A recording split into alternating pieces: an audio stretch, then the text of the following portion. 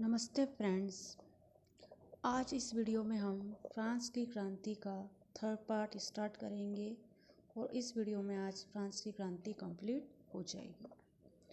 तो कल तक हमने देखा था कल के वीडियो में कि राजा जब दास के वेश में पलायन कर रहा था तो लोगों ने उनको पहचान कर वापस उसको पेरिस लेके आए थे। अब क्रांति के विभिन्न चरणों में 30 सितंबर 1791 को संविधान सभा को विसर्जित कर दिया गया, क्योंकि अब गणतंत्र की स्थापना की जा रही थी। वहाँ के कार्यकर्ताओं के द्वारा नई विधानसभा का सत्र 1 अक्टूबर 1791 को प्रारंभ हुआ। नई विधानसभा में उग्र गणतंत्रवादी थे। उग्र गणतंत्रवादी मतलब जिस व्यक्ति पर संदेह, राजा का साथ देना या बाहरी व्यक्तियों को कोई संदेश पहुंचाना तो उसे उसी समय मौत की सज़ा दी जाती। तो इन दलों को क्या कहा गया था? उग्रवादी गणतंत्रवादियों को जैकोबिन्स कहा जाता। ऑस्ट्रिया प्रशा के शासकों दोनों ने मिलकर 1791 में फ्रांस के मामले में सशस्त्र हस्तक्षेप के लिए वे आपसी सहमति से तैयार हुए। अब वे वहाँ की जनता पर फ्रांस द्वारा प्रशा और ऑस्ट्रिया के विरुद्ध युद्ध की घोषणा, क्योंकि ऑस्ट्रिया और प्रशा के द्वारा लगातार वहाँ की जनता पर दबाव बनाया जा रहा था कि राजा को मुक्त कर दो, नहीं तो तुम्हारे पर आक्रमण कर दिया जाएगा और तुमको सज़ा दी जाएगी। 1792 में नेशनल असेंबली द्वारा युद्ध की घोषणा कर दी, क्योंकि इस समय स्वयंसेवक वहाँ की जनता भी विरुद्ध हो चुकी थी कि बाहरी देशों द्वारा उन पर दबाव बनाया जा रहा था। तो उग्र जनता ने भी युद्ध की घोषणा होने पर इसमें अपनी सहमति जताई थी और अपना सहयोग भी दिया था। तो 1792 में नेशनल असेंबली द्वारा युद्ध की घोषणा, क्योंकि अब नेशनल असेंबली द्वारा ही सारे डिसीजन लिए जा रहे थे। रॉबespierre उस समय सर्वाधिक प्रमुख व्यक्ति था जो सारे निर्णय वही ले रहा था।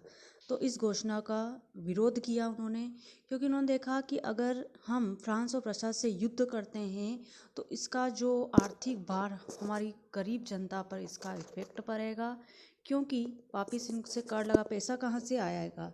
तो इन युद्धों के द्वारा फ्रांस की आर्थिक स्थिति और ख़राब हो सकती है। तो रॉबespierre ने इस घोषणा का विरोध किया था। इस समय मार्सिलेज के स्वयंसेवकों ने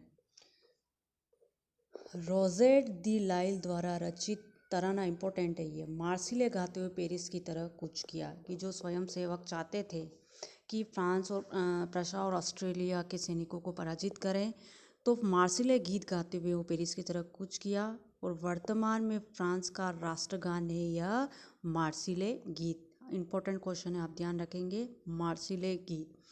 अब सितंबर हत्याकांड हुआ था। प्रशा के सेनापति ने फ्रांसीसी जनता को यह आज्ञा दी कि फ्रांस के शासक को मुक्त कर दो, नहीं तो परिणाम भुगतने को तैयार हो।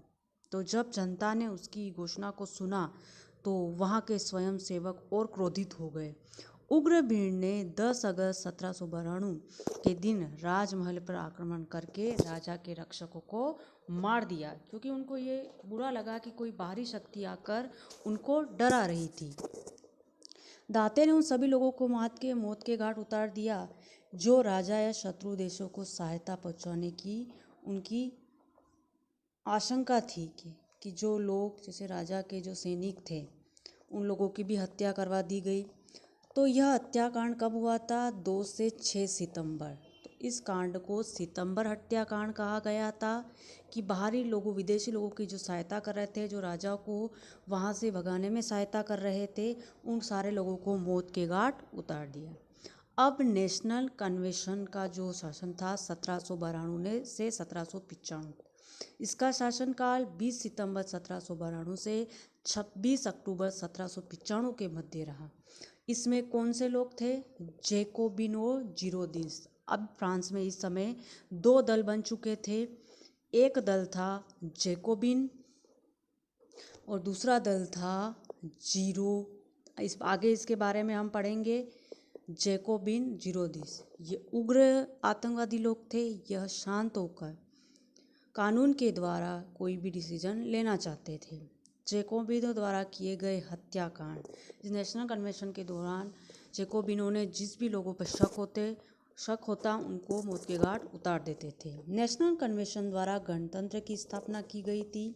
सितंबर हत्याकांड जैकोबिन दल के द्वारा, क्योंकि ये क्या थे, उग्र गणतंत्रवादी थे।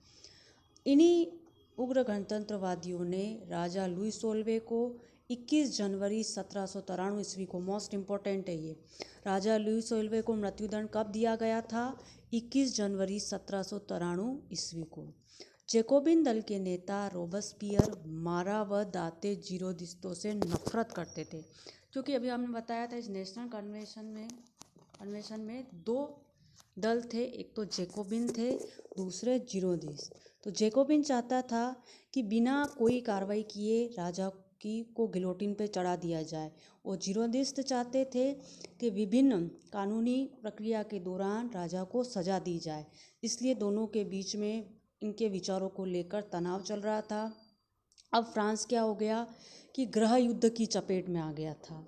अब फ्रांस में दो तरह की सरकारें काम कर रही थी, एक तरफ जैकोबिन दल था और दूसरी तरफ जिरोदिस्त दल था। तो आपको बता दिया गया है कि इसमें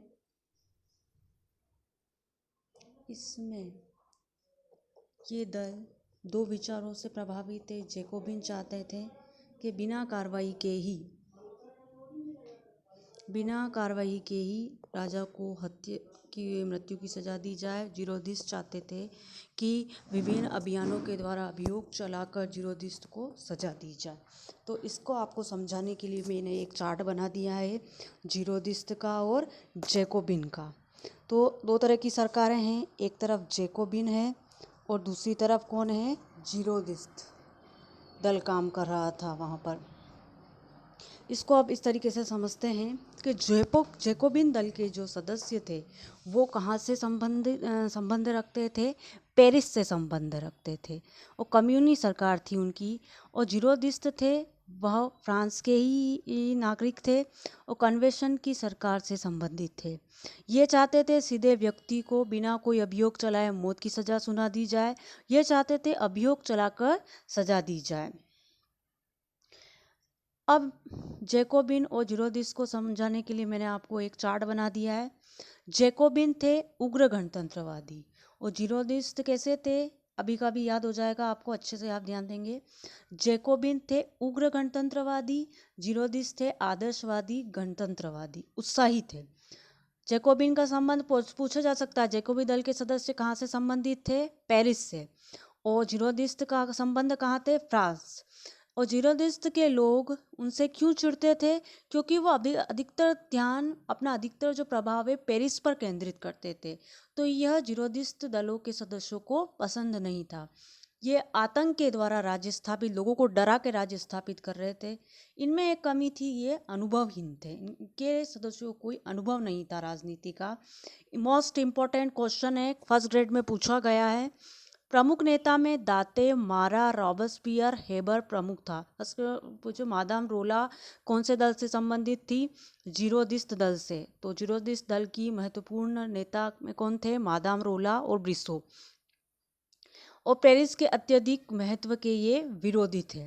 रोबेस्पियर द्वारा ही आतंक का राज्य स्थापित किया गया था और रोबेस्पियर का संबंध किससे था, जैकोबिन दल से था। इनके नेता फ्रांस के जिरोंद प्रांत से संबंधित होने के कारण इस दल का नाम जिरोदिस्त क्यों पड़ा, क्योंकि इसके नेता जिरोंद प्रांत से थे। और इसका नाम जैकोबिन क्यों पड़ा था, क्योंकि इसके नेता किससे संबंधित थे, सेंट जैकब गिरजाघर में ये अधिकतर अपनी बैठकें करते थे। तो इस दल का नाम जैकोबिन ही दल पड़ गया। मोस्ट इम्पोर्टेंट है ये, अच्छे से आप इसको समझेंगे। जैकोबिन दल के सदस्य लंबी पैतनूल पहनते थे, इसलिए उनको सोकुलात कहा जाता था। आतंक का राज्य, अब आतंक का शासन किसके द्वारा, जैकोबिन के स्वयंसेवकों के द्वारा चलाया गया। क्यों चलाया गया, एक तो विदेशी लोगों को वो डरा रहे थे, रोबेस्पियर द्वारा गणतंत्र की रक्षा आंतरिक विद्रोह के दमन व फ्रांस की विदेशी आक्रमणों से रक्षा के लिए स्थापित किया गया था। ठीक है, कि आंतरिक विद्रोह का दमन और विदेशी से लोगों को, जब तक वहाँ आतंक का शासन, तो विदेशी लोग विश्व डरेंगे। रोबेस्पियर हर दिन कितने ही व्यक्तियों को, जिससे भी शक हुआ, जिस पे भी संदेह हुआ, उसको गिलोटिन पर चढ़ा दिया। रोज कितने ही लोगों को गिलोटिन पर चढ़ाया जा रहा था। 28 जुलाई 1794 ईस्वी को रोबेस्पियर के पतन के साथ ही आतंक का अंत हुआ और नेशनल कन्वेंशन द्वारा 1795 ईस्वी में नया संविधान बनाया गया। तो इसमें क्या था नया संविधान, इसको हम क्या पढ़ेंगे, डायरेक्टरी व्यवस्था के नाम। जब नेपोलियन बोनापार्ट का चैप्टर पढ़ते हैं तो इसका नाम आपने जरूर सुना होगा। इसमें क्या था, 5 व्यक्तियों की समिति को डायरेक्टरी का शासन व्यवस्था कहा जाता है, कि सारा शासन इन 5 व्यक्तियों के हाथ में था।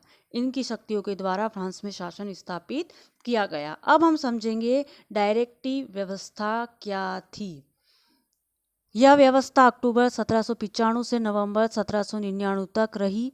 यह व्यवस्था क्या हो गई, असफल, कि वहाँ के लोगों ने इसको सफल नहीं होने दिया।